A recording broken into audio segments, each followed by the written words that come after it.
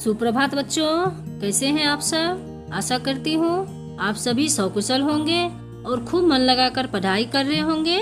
आज हम लोग भगवती चरण वर्मा जी की कविता का शेष भाग पढ़ेंगे। आइए कविता की ओर। कविता इस प्रकार है। दो बात कही, दो बात सुनी, कुछ हंसे और फिर कुछ रोए, छक्कर सुख दुख के घूंटों को हम एक भाव से पिए चले। इस पद्यांश में कवि ने कहा है कि वीर जन संसार के लोगों से मिलते हैं तो कुछ अपनी कहते हैं और कुछ दूसरों की सुनकर हंस रो लेते हैं। जी भरकर सुख दुख के अनुभवों को सहते हैं, लेकिन चाहे दुख हो या सुख सभी को समान भाव से ही देखते हैं, अर्थात सुख दुख दोनों को समान मानते हैं। हम भिखमंगों की दुनिया में स्वच्छंद लुटाकर प्यार चले, हम एक निशानी सी उर पर ले असफलता का भार चले। इस पद्यांश में कवि ने संसार को भिखमंगा कहा है, क्योंकि इस संसार की प्रवृत्ति है कि वे दूसरों से कुछ न कुछ प्राप्त करना चाहते हैं।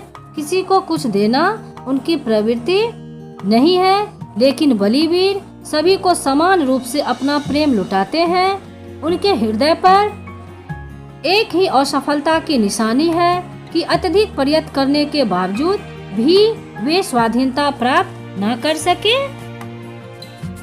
अब अपना और पराया क्या, आबाद रहे रुकने वाले, हम स्वयं बंधे थे और स्वयं हम अपने बंधन तोड़ चले।